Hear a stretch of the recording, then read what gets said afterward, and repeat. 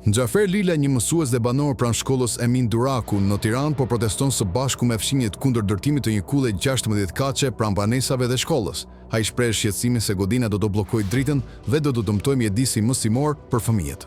Ky rast nuk është izoluar. Sipas një analize të Citizen Pikal, Këshilli Kombëtar i Territorit dhe Ujrave i drejtuar nga kryeministri ka miratuar 189 kulla në Tiranë mes viteve 2015-2025, shpesh duke tejkaluar dhe kufizimet urbane. Nga këto, vetëm 65 vendime janë publikuar plotësisht. Pjesa tjetër mbetet e paraqarë për publikun në kundërshtim me ligjin dhe transparencën.